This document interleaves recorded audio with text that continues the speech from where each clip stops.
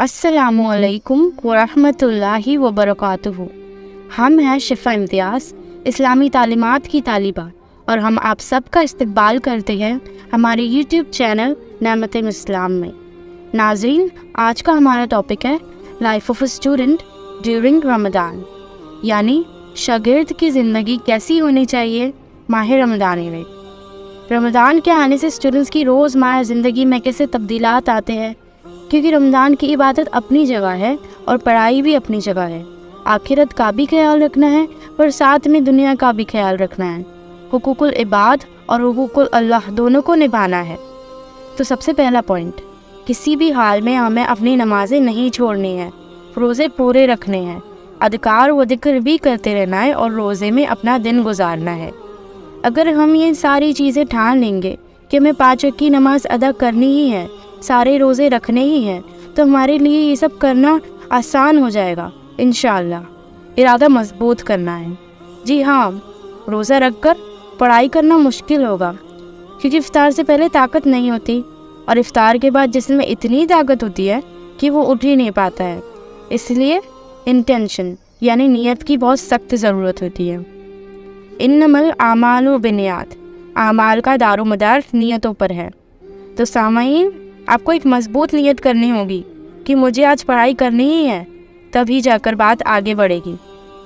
दूसरी चीज़, जब हम अपना अमाल अल्लाह के लिए करते हैं तो आप नोटिस कीजिएगा, उसमें एक किस्म की बरकत आ जाती है। अल्लाह सुब्हानहू व तआला वो काम आपके लिए आसान कर देता है। तो ये भी नीयत करें कि मैं पढ़ाई कर रही हूँ या कर रहा हूँ अपने रब के लिए। आपके माँ बाप ने आपके एजुकेशन के लिए पैसे खर्च किए हैं, अच्छे से पास होकर हम उनके ये सैक्रिफाइसेस को खुशियों में बदल देते हैं, जिससे अल्लाह हमसे राज़ी हो जाता है। फिर अल्लाह ने फरमाया है कि दीन के साथ हमें दुनिया को भी निभाना है, तो एक तरफ से हम अल्लाह की भी फरमाबरदारी कर रहे हैं। हम अशरफुल मखलूक़ात हैं। अल्लाह ने हमें दिमाग दिया है जो कोई भी और मखलूक को नहीं मिला, ना फरिश्तों को ना जिनों को, और इसीलिए अल्लाह को हिकमत रखने वाले लोग बहुत पसंद हैं। करीबन 44 हदीस पाई जाती है एजुकेशन और विजडम को लेकर, जिसमें से सबसे खूबसूरत ये एक हदीस है। जामिया तिर्मिज़ी 2646 की रिवायत है। हज़रत अबू हुरैरा रज़ियल्लाहु ताला अन्हु ने कहा कि रसूलुल्लाह सल्लल्लाहु ताला अलैहि वसल्लम ने फरमाया, Whoever takes a path upon which to obtain knowledge, Allah makes the path to paradise easy for him. लिहाजा अल्लाह की रज़ामंदी की खातिर हम पढ़ाई करेंगे साफ पाक नियत के साथ, तो आप शौक हो जाएंगे ये सुन के कि फिर आपकी ये पढ़ाई नहीं होगी बल्कि इबादत होगी। आपकी किताब आमाल में इबादत के कैटेगरी में ये अमल लिख दिया जाएगा। तीसरा पॉइंट, अपना टाइम टेबल बनाएं। ये टाइम टेबल में आप अपना डाइट और वर्कआउट, स्लीपिंग पैटर्न और पढ़ाई का शेड्यूल बनाएंगे। अपना डाइट हल्का रखिए, ज़्यादा फ्राइड आइटम्स मत खाएं इफ्तारी में। फ्रूट्स का इस्तेमाल ज़्यादा कीजिए। जितना हो सके अपने डाइट को प्रोटीन रिच बनाएं, यानी एग्स, फिश या चिकन खाएं। इससे आप एनर्जेटिक रहेंगे और आपका वेट भी नहीं बढ़ेगा। रोज़े की कई मेडिकल बेनिफिट्स होते हैं। आपकी बॉडी ऑलरेडी डिटॉक्सिफाई हो रही है।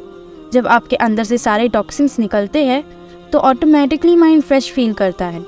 इससे आप पढ़ाई के टाइम पे फोकस रहेंगे और आपको जल्दी भी याद होगा। healthline.com के इस आर्टिकल में आप डिटेल में जानेंगे कि फास्टिंग के क्या क्या बेनिफिट्स हैं। हम ये लिंक नीचे डिस्क्रिप्शन बॉक्स में डाल देंगे। इसके अलावा सिर्फ 20 to 40 मिनट्स वॉक करना है।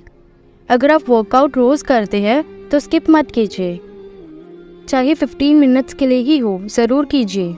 इससे आपकी बॉडी एक्टिव रहेगी। याद रहे, वर्कआउट सिर्फ इफ्तार के कुछ घंटे बाद ही होना चाहिए, ना कि रोज़े के दौरान। वर्कआउट करने के टाइम पे गाने बिल्कुल भी मत सुनिए। आप अपनी जिक्र करते जाए या तो कोई भी मुफ्ती का दावा सुन सकते हैं। अपनी वर्कआउट को इबादत में तब्दील कीजिए और ये 20 to 40 मिनट्स को अच्छे से यूटिलाइज़ कीजिए। आपकी एक्सरसाइज भी हो गई और साथ में अल्लाह का जिक्र भी हो गया। नाज़रीन, रोज़े के दौरान कमज़ोरी होती है और ऐसा लगता है कि हम सो जाए, पर हद से ज़्यादा सोएंगे तो और आपका शरीर सुस्त हो जाएगा। ज़रूरी ये है कि आप अपनी मुकम्मल नींद कंप्लीट करें और फिर दिन के तमाम एक्टिविटीज़ करें। दिन के वक्त आप एक पावर नैप ले सकते हैं, क्योंकि हमारे प्यारे रसूल सल्लल्लाहु ताला अलैहि वसल्लम का तरीका था। पर गौर फरमाएं, پاور نیپ ہے یعنی 15 to 30 منٹس کی چھوٹی سی نیند. ایسا نہ ہو کہ آپ 3 سے 4 گھنٹے سو کے ڈائریکٹلی عصر کے لیے اٹھ رہے ہیں. روزے کے دن ہم کب کب پڑھائی کر سکتے ہیں؟ ہمیں دن میں سحری کے بعد وقت مل سکتا ہے, افطار سے پہلے اور افطار کے بعد وقت مل سکتا ہے. یہ نہ بھولیں کہ رمضان کے مہینے کی بہت فضیلت ہے, تو جبھی بھی کچھ منٹس کا ہی وقت کیوں نہ ملے اللہ کا ذکر کرتے رہیں. اب آپ میں سے کچھ اسٹوڈنٹس کو اسکول یا کالج اٹینڈ کرنا ہوگا اور کچھ اسٹوڈنٹس کو ایگزام کی تیاری کرنی ہوگی, تو یہ ٹائم ٹیبل آپ چاہیے تو فالو کر سکتے ہیں. سحری کے بعد فجر کی اذان تک پڑھائی کریں. فجر کی نماز کے بعد قرآن کی تلاوت کرنا چاہیے اور پھر آپ چاہیں تو تھوڑا آرام کر لیں. کالج یا اسکول جاتے یا آتے ہوئے تھوڑا ذکر کرنا نہ بھولیں. افطار سے پہلے ظہر کی نماز بعد کچھ وقت ملتا ہے اور آپ چاہے تو عصر تک پڑھائی جاری رکھ سکتے ہیں.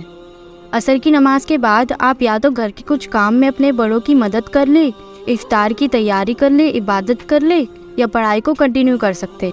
پر افطار کے وقت کے 15 منٹ پہلے آپ اللہ سے رابطہ کر لیں. بہت ساری دعائیں مانگنا شروع کر دیں. افطار سے پہلے اپنی پڑھائی کے لیے دعا مانگنا نہ بھولیں. افطار کے تھوڑی دیر بعد مغرب پڑھ کے آپ عشاء تک پڑھائی کرنے بیٹھ جائیں اور پھر عشاء کی نماز پڑھ لیں. اگر آپ کو لگتا ہے کہ آپ اپنی ظہر مس کر دیں گے اسکول یا کالج کی وجہ سے اور آپ کو کوئی بھی موقع نہیں ملے گا وہاں اپنی نماز کو ادا کرنے کے لیے, تو آپ بعد میں عصر نماز کے ساتھ اسے جڑا سکتے ہیں. یعنی عصر نماز کو پہلے ادا کر لیں کیونکہ اس کا وقت ہے, اور پھر ظہر کی نماز پڑھ لیں. بے شک اللہ غفور و رحیم ہے. حالانکہ اس کو ایک عادت نہ بنا لیں, یہ صرف ایمرجنسی کیسز میں ہی جائز ہے. مشہور اسکالر شیخ عاصم الحکیم کی زبانی میں سن لیتے ہیں. حال ہی میں ایک اسٹوڈنٹ نے ان کو یہ سوال بھی پوچھا تھا, کیا میں اپنی ظہر اور عصر کی نماز کو جوڑ سکتا ہوں اگر میرا ایگزام ظہر کے وقت ہے اور مجھے ایگزام ہال میں پرمیشن نہ ملے نماز ادا کرنے کے لیے؟ تو شیخ عاصم الحکیم نے جواب دیا, ہاں یہ جائز ہے. مسنون دعائیں علم کے لیے, یہ آپ کبھی بھی پڑھ سکتے ہیں. پڑھائی کرنے سے پہلے بھی پڑھ سکتے ہیں. دعائیں قبولیت کے وقت جیسے سجود میں, تشدد میں, قرآن کی تلاوت کے بعد, روزہ کھولنے سے پہلے, کوئی بھی نیک کام کرنے کے بعد. ربی زدنی علما, O my Lord increase me in knowledge. سورۃ الطہا آیت نمبر 114. اے میرے رب میرے علم میں اضافہ فرما. سیکنڈ, رب اشرح لی صدری ویسر لی امری واحلل عقدۃ من لسانی یفقہوا قولی. My Lord, expand for me my breast with assurance, and ease for me my task, and untie the knot from my tongue, that they may understand my speech. سورۃ الطہا آیت نمبر 25 to 28. اے میرے رب میرا سینہ کھول دے اور میرے لیے میرا کام آسان کر دے اور میری زبان کی گرفت کھول دے تاکہ لوگ میری بات سمجھ سکے. تھرڈ, اللہم انی اسألک علما نافعا ورزقا طیبا وعملا متقبلا. O Allah, I ask you for beneficial knowledge, goodly provision, and acceptable deeds. حدیث سنن ابن ماجہ 925. اے اللہ میں تجھ سے نفع دینے والے علم, پاکیزہ رزق اور قبول ہونے والے عمل کا سوال کرتا ہوں. فورتھ, صحیح ابن حبن الایسان حدیث 974.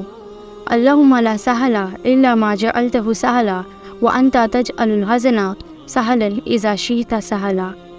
اے اللہ کوئی کام آسان نہیں ہے مگر جس کو تو آسان کر دے, اور تو جب چاہے مشکل چیز کو بھی آسان کر دیتا ہے. بے شک یہ دعا ایگزام کے لیے بھی پڑھ سکتے ہیں. اب ہم بات کریں گے ان چیزوں کے بارے میں جو ہمیں نہیں کرنی ہے. سوشل میڈیا بند کر دے, موبائل اور ویڈیو گیمز کھیلنا بند کر دے, بنا ضرورت لوگوں سے بات نہ کرے.